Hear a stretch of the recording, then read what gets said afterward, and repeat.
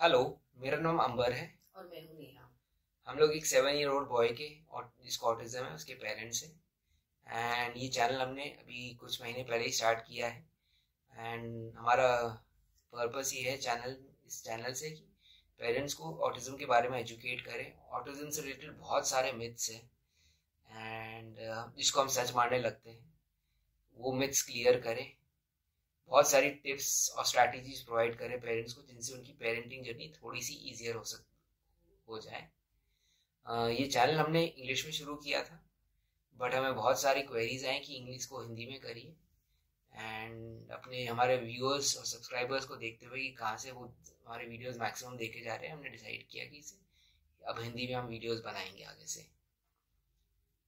इस particular video में जो हम बात करने वाले हैं वो है हमारे जो चाइल्ड है वो बाकी बच्चों से फ्रेंड्स बनाने में स्ट्रगल करता है। ये बहुत कॉमन चीज़ है ऑलमोस्ट हर पेरेंट्स के साथ जिनके बच्चों को ऑटिज्म है, वो स्ट्रगल करते हैं दोस्त बनाने में। वी एज पेरेंट्स हम उनको कैसे हेल्प कर सकते हैं, हम क्या क्या चीज़ें कर सकते हैं अपनी तरफ से जिससे बच्चे की इन्वॉल्वमेंट मैक्सिमम हो जाए। हाँ, और वो दोस्त बना पाए। अब जब दोस्त बनाने की हम बात करते हैं तो दोस्त बनाने का पहला स्टेप ऐसा नहीं है कि सीधे बाकी बच्चों को दोस्त बनाए। दोस्त बनाने की पहली स्टेप आती है कि बच्चे की सोशल जो स्किल है उसको इम्प्रूव किया जाए। जब तक बच्चा सोशल नहीं होगा, चाहे वो बड़े के साथ हो या छोटे के साथ हो या किसी और के साथ हो, तब तक वो खाली डायरेक्ट जाके ऐसे नहीं कि बच्चों से दोस्ती कर लेगा। उसको ओवरऑल सोशल स्किल्स उसके पहले इम्प्रूव करने ज़्यादा इंपॉर्टेंट है। तभी वो हल्के हल्के जाके बच्चों से भी दोस्ती करने की कोशिश करेगा। तो यहाँ अपनी स्टोरी बताएंगे आपको।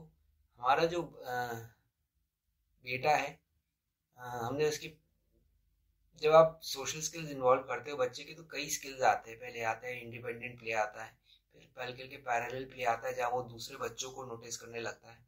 हमने इन दो स्किल्स पे ऑलरेडी वीडियो बना रखे हैं, तो आप उसको भी देखिएगा प्लीज़। बट हल्के हल्के जब हमने रियलाइज़ किया हमारे बच्चे का जब पैरेलल प्ले शुरू हुआ, हम उसको हर रोज़ ऑलमोस्ट पार्क ले जाते थे। हमने कई ऐसे पेरेंट्स भी देखे जो जहाँ बच्चे पार्क जाना नहीं चाहते और उनको पार्क में शुरू में पसंद नहीं आता, या कोई पार्क या ऐसी कोई जगह जहाँ बाकी बच्चे भी खेलने आ रहे हैं वो जाना नहीं चाहते, तो फिर पेरेंट्स उनको हल्के ले नहीं जाते, सोच के कि नहीं मेरे बच्चे को तो वहाँ पसंद नहीं आता। इस तरह से उसकी स्किल्स कभी डेवलप होंगे ही नहीं बाकी बच्चों के साथ। हल्के हल्के जब वो पार्क डेली बेसिस पे जाना शुरू करेगा आपका बच्चा, तो वो बाकी बच्चों को वहाँ ऑब्जर्व करेगा, उनके उससे उनको पैरेलल प्ले आएगा। इनिशियली उनके साथ एग्जैक्टली खेलेगा नहीं जिस तरह से वो खेल रहे, पर उनको नोटिस करेगा, हल्के हल्के उनको कॉपी करने की कोशिश करेगा। अराउंड 1-1.5 साल पहले हमारे बच्चे की थोड़े पैरेलल प्ले स्किल्स आने लगे। उसने बाकी बच्चों को नोटिस करना शुरू किया पार्क में। एंड बट उसको समझ नहीं आता था कि उनसे बात कैसे करे, इंटरेक्ट कैसे करे। एंड वो छोटा था तो नेचुरली जो बच्चे वहाँ आ रहे थे जिसके साथ वो खेलना चाह रहा था वो भी छोटे बच्चे थे। तो 5-6 साल के बच्चे के लिए भी, एक रेगुलर बच्चे के लिए भी समझना कि दूसरे बच्चे को ऑटिज्म है, ऑटिज्म होता क्या है, वो मुझसे बात नहीं कर रहा, मेरे से बात नहीं कर रहा, मुश्किल हो जाता है। उसको लगता है कि मेरे से बात नहीं कर रहा है, या तो ये बच्चा बोरिंग है या मेरे से इंटरेस्टेड नहीं है, मेरे से खेलना नहीं चाहता।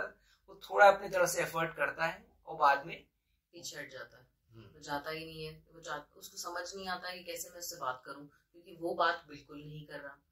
उसको समझ इतना ही आ रहा है कि ये ऐसे खेल रहे थे तो मैं उनको बोलूं। अब हमारे बच्चे जब उनके पास शब्द नहीं होते बोलने के लिए, तो वो इशारों से समझाने की कोशिश करते हैं। एक वर्ड पे अटक जाएंगे, बार बार बोलेंगे, कभी पकड़ के ले जाना चाहेंगे, और दूसरे बच्चे ये नहीं समझाएगा कि वो उसको मारने आ रहा है कि उसको बस बता रहा है कि उसको क्या चाहिए। जैसे स्लाइड्स होती हैं पार्क में, तो हमारे बच्चे को बहुत पसंद आई थी, तो वो जब दूसरे बच्चे देखता था कि खेल रहे हैं तो वो भी चला जाता था। अब उनसे कैसे बात करे कि बार बार करो आप, तो वो उसको नहीं आ रहा था। तो उस टाइम पे पेरेंट की इन्वॉल्वमेंट होना बहुत जरूरी है। अगर आप वहीं होते हैं तो आप बता सकते हैं दूसरे बच्चे को, आप एजुकेट कर सकते हैं दूसरे बच्चे को, समझा सकते हैं कि उसको ये चाहिए, वो आपसे ये बोल रहा है, वो आपको मार नहीं रहा है, वो आपसे इंटरैक्ट करने की कोशिश कर रहा है, आपको बताने की कोशिश कर रहा है कि मुझे ये चाहिए कि आप दोबारा खेलो, आप दोबारा उस लूप में जाओ, मैं आपको फॉलो करूंगा या आप मेरे पीछे आइए। तो उस हिसाब से आपको एक पेरेंट की हमेशा एक जरूरत पड़ेगी कि वो बताए, समझाए अपने बच्चे को भी कि आपको कैसे बोलना है, और दूसरे बच्चे को भी कि आपको थोड़े इशारे समझने पड़ेंगे और थोड़ी चीजें समझनी पड़ेंगी, क्योंकि ये अभी नहीं बोलता, आप उसको कैसे हेल्प कर सकते हैं। तो आप बीच में आ जाते हैं, आप भी दिखाते हैं कैसे खेलना है। तो एक अपने आप में पेरेंट को एक इनिशिएटिव लेना पड़ेगा कि वो दिखाए कि इसको कैसे करना है, और वो जो आपका बच्चा है उसको भी सिखाए कि आपको कैसे बोलना है, क्योंकि हम ही सिखा सकते हैं उनको इंटरैक्ट करना। अगर हम नहीं सिखाएंगे तो फिर उनको कैसे आएगा कि आपको सोशलाइज कैसे करना है। बाकी जो दूसरे रेगुलर बच्चे हैं उनके पेरेंट्स अगर वो आ रहे हैं पार्क में, तो बेटर है कि आप एज अ पेरेंट बात करें अपने बच्चे की।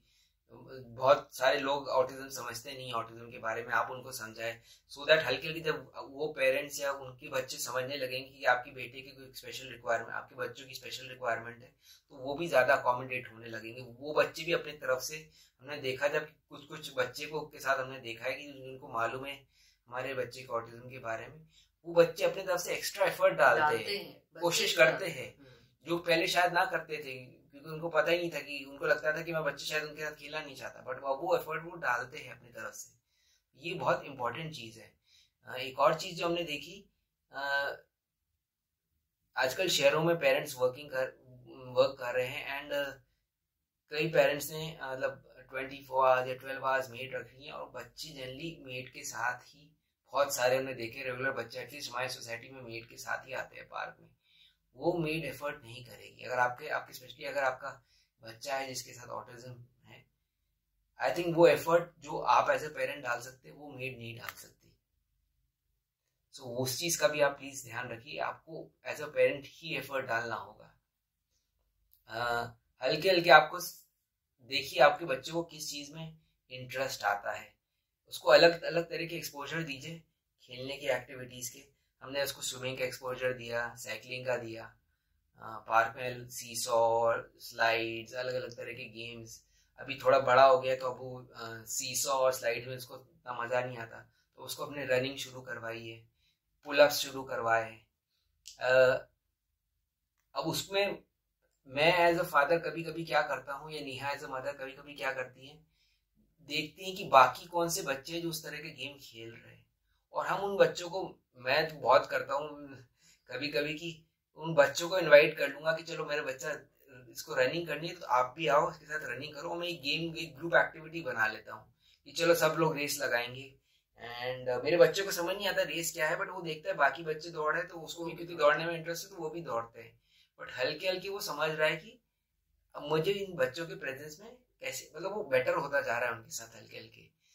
कभी पुलअप उसको लेटेस्ट शुरू आया है कि मंकी बार पकड़ के मैं से लटकूं और मंकी बार करूं, तो बाकी बच्चों के साथ मैं उसको इन्वॉल्व कर लेता हूँ कि चलो 15 काउंट करेंगे, कौन बच्चा 15 तक लटका रहेगा बार पे, या कौन बच्चा ज्यादा काउंट तक लटक सकता है, या मतलब कुछ भी ऐसे इंटरेक्टिव गेम बनाओ जिसमें आपको लगता है कि आपका बच्चा को इंटरेस्ट आ रहा है, कि दूसरे बच्चों को उसमें ड्रैग करने की कोशिश करो।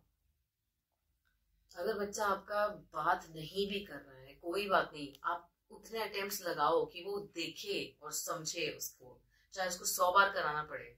हम भी अपना कूल लूज कर जाते हैं कई बार, लेकिन हमें करना है। अगर हमें चाहते हैं कि हमारा बच्चा आगे बढ़े, उसको इंटरेक्शन करना है, तो आपको ये एफर्ट डालना पड़ेगा कि आप उसको बार बार कराएं, और इतने सारे बच्चों के बीच में रखें, कुछ ना कुछ डिफरेंट करता रहे। देखेगा बच्चे फुटबॉल खेल रहे, देखेगा, खेलेगा नहीं, बट 1-2 बार तो किक मारेगा अगर उसके पास बॉल आएगी, तो वो करता है और वो करेगा, और वो मांगता है कई बार कि बॉल मुझे दे दो, बास्केटबॉल है मुझे दे दो। तो उससे वोकैबुलरी भी आती है और बच्चा बात करने लगता है, सोशल होने लगता है। इसमें एक चीज इम्पोर्टेंट है कि मतलब आप कोशिश करिए ऐसे स्पोर्ट्स या ऐसी एक्टिविटीज में लगी जाए, बहुत ज्यादा बड़ी टीम की जरूरत नहीं होती। जैसे मेरा बच्चा फुटबॉल देखता है, बट क्योंकि जब फुटबॉल खेल रहे होते हैं तो ग्राउंड में एटलीस्ट 15 बच्चे एक साथ खेल रहे होते हैं, तो उसमें उसको बिल्कुल नहीं समझ आता कि उनके बीच में क्या कोऑर्डिनेशन है, क्या टीम बिल्डिंग होती है। तो छोटी एक्टिविटी जहाँ 5, 6, 7 बच्चे खेल रहे हैं या कम बच्चे खेल रहे हैं, उससे हल्के पहले स्टार्ट करिए। रूल्स एंड रेगुलेशंस इसमें थोड़े कम हो और उनके लिए इजी हो कि इसमें ये करना है तो वो करें। हाँ, जितने कम स्टेप्स हो उतना ही इनिशियली वो अच्छा रहता है, फिर कॉम्प्लिकेट हो ही जाता है बाद में। इसके साथ साथ आपको अपने बच्चे के लिए बहुत सारे जैसे सोशल गैदरिंग्स होती हैं, बर्थडे पार्टीज होती है, कभी सोचिए, ये मत सोचिएगा कि मेरा बच्चा वहां जाके क्या करेगा या बोर हो जाएगा या बाकी लोग क्या सोचेंगे उसके बारे में, उसमें प्रॉब्लम आ सकती है। हम अगर उनको एक्सपोजर नहीं देंगे, अगर हम उनको नहीं ले जाएंगे इन सोशल गैदरिंग में, उसको वैसे ही नहीं समझ आएगा कैसे बिहेव करना है वहां पे। तो आपको हर जगह पे उनको ले जाना चाहिए। आपके घर मेहमान आते हैं, आपको लगता है कि बच्चा आपका थोड़ा कुछ ऐसा करेगा, आप एम्बैरेस हो जाओगे, वो सबका सोचना है, बट हमें लगता है कि आप जितना उनको बीच में रखो उनके, उसको उतना ही समझ आएगा। अगर हम सिचुएशन में ही नहीं डालेंगे तो उनको समझ कैसे आएगा उनको कैसे बिहेव करना है। हमारे घर पे कोई आता है, हमें लगता है वो हम इसको अंदर भेजते हैं, कुछ करेगा तो नहीं, लेकिन ये गलत है। अगर आप उसको बैठने को नहीं बोलोगे बीच में सबके साथ, तो वो कैसे करेगा। सो प्लीज इनको एक्सपोजर दीजिए और इनको छुपाइए नहीं मत बाकी जनता से। जितना ज्यादा सोशल उसमें आप ले जा सकते हैं, कोई भी बाहर की सोशल एक्टिविटी हो, मॉल्स ले जाइए, मार्केट ले जाइए, मंदिर या कहीं रिलीजियस अगर उनको इंटरेस्ट आ रहा है तो वहां ले जाइए। जितना एक्सपोजर दे सकते हैं उतना उनको बाहर ले जाके एक्सपोजर दीजिए। वो वैसे ही ढल जाएंगे उस ढांचे में, उनको वैसे ही समझ आने लगेगा कि कैसे कहाँ बिहेव करना है। मंदिर में जाना है तो आपको जूते बाहर उतारने हैं, आपको हाथ धो के जाना है। मंदिर में जाना है, पता है प्रसाद मिलेगा, कहाँ पे मिलेगा, किससे मिलेगा। अगर आप उससे 2 शब्द बोलेंगे तो वो बोलेगा भी कि मुझे दे दो। तो आप थोड़ा सा इन्वॉल्वमेंट उसमें ज्यादा रखिए ताकि ये हर जगह पे जाए। मॉल में जा रहे हैं, मॉल में क्या मिलेगा आप बात करते रहिए, वो बताते रहेंगे। बर्थडे पार्टीज हो गई, वहां बिल्कुल ले जाइएगा। शादियां हैं, बिल्कुल ले जाइएगा। जितना अपॉर्चुनिटी हर जगह ले जाइए जहाँ ले जा सकते हैं बिना एम्बैरेसमेंट के। यही मैं आपसे कहूंगा। प्ले डेट्स करिए, कोशिश करिए जो आपके क्लोज फ्रेंड्स है वो ज्यादा समझते हैं उनके बच्चों को इनवाइट करिए अपने अपने घर पर। आपके ऑटिस्टिक कोई पेरेंट्स का कोई ग्रुप है तो उन बच्चों को भी इनवाइट कर सकते हैं। जरूरी नहीं कि उनको खाली रेगुलर बच्चों से ही एक्सपोज कराइए सोच के कि वो रेगुलर हो जाएगा, मतलब वो नॉर्मल हो जाएगा। उसको बाकी ऑटिस्टिक बच्चे भी अगर आपके ग्रुप में है तो उनको भी बुलाइए घर पे, प्ले डेट्स रखिए, आप उनके घर जाइए, उन बच्चों को यहाँ बुलाइए। एक डिफरेंट इंटरेक्शन हो जाता है, उसको हर जगह समझ आएगा कि इसके साथ कैसे बिहेव करना है। इसके साथ साथ हम जब स्कूल की बात करते हैं तो स्कूल जब चूज करते हैं तब हम भी देखते हैं कि वहाँ पे इंटीग्रेटेड है कि इंक्लूसिव है। इंटीग्रेटेड मतलब कि अलग विंग है तो वहीं पे बच्चे रहते हैं, या इंक्लूसिव है जहाँ पे बच्चे सिर्फ मतलब पूरे टाइम क्लास में रहते हैं और एक क्लास के लिए शायद बाहर निकाले जाते हैं कि थोड़ा सा उनका एक 1-to-1 हो, क्योंकि हमारे बच्चे 1-to-1 में ज्यादा समझते हैं। हमारे स्कूल में ये भी इन्होंने नया शुरू किया है कि वो एक ग्रुप थेरेपी करते हैं ताकि बच्चे एक दूसरे को जाने और कैसे बिहेव करना है वो भी उनको समझ आता है। तो एक इंटरेक्शन बढ़ती है उससे, उनको सोशल गैदरिंग का मतलब समझ आता है कि 5-6-7 बच्चे हैं तो उनमें हम कैसे बिहेव करेंगे, हम कौन सी एक्सरसाइज कर रहे हैं, कैसे कर रहे हैं। एक दूसरे को देख के वो ज्यादा इम्प्रूव करते हैं, उनको ज्यादा समझ आता है। अब अपने टीचर्स के साथ इन सब की बात करिए कि मेरा बच्चा क्लास में कैसा है, बाकी बच्चों के साथ कैसा है, कुछ बोल भी रहा है कि अगर नहीं बोल रहा है तो आप क्या एफर्ट डाल रहे हैं अपनी तरफ से कि वो बच्चा थोड़ा सा इंटरैक्टिव हो जाए बाकी बच्चों के साथ। क्या टीचर्स एफर्ट डाल रहे हैं बाकी बच्चों को समझाने के लिए कि आपके क्लास में एक डिफरेंटली एबल्ड चाइल्ड भी है, आपको उसके साथ इस तरह से बिहेव करना चाहिए, आपको उसके साथ ज्यादा अकोमोडेट होना चाहिए। इस तरह का कभी भी आप कोई स्कूल चूज करते हैं अपने बच्चों के लिए, ये सब क्वेश्चंस पूछिए अपने स्कूल के मैनेजमेंट से या प्रिंसिपल से कि उनके पास क्या ऐसी फैसिलिटीज है to support child with autism. ये प्रॉब्लम है इस कंट्री में कि थोड़ा इंफ्रास्ट्रक्चर अभी पीछे है, इतने स्कूल्स हैं नहीं जो इंक्लूसिव है या जो जहाँ टीचर्स इतना एफर्ट करते हैं आउट ऑफ द वे जाके स्पेशल नीड्स बच्चों को अकोमोडेट करने के लिए।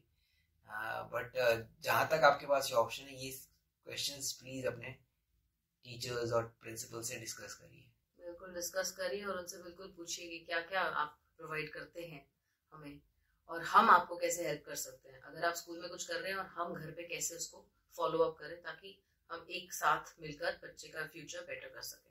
ये चीज आप अपने सोशल स्किल्स, ऑफ कोर्स आपके थेरेपिस्ट अगर थेरेपीज में जा रहा है तो वो ये एक चीज है जिसपे वो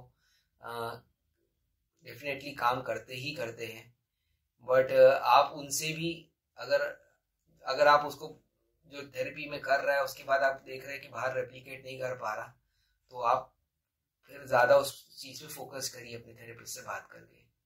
क्योंकि जनरलाइजेशन बहुत इंपॉर्टेंट है। एक चीज़ कहीं पे कर रहा है और दूसरी जगह पे नहीं कर रहा है, वो नहीं आई है फिर। तो अगर घर पे कर रहा है कुछ, वो स्कूल में भी करना चाहिए और तीसरी जगह पे भी करना चाहिए, नई जगह पे भी थोड़ा टाइम लेके, लेकिन करेगा ज़रूर।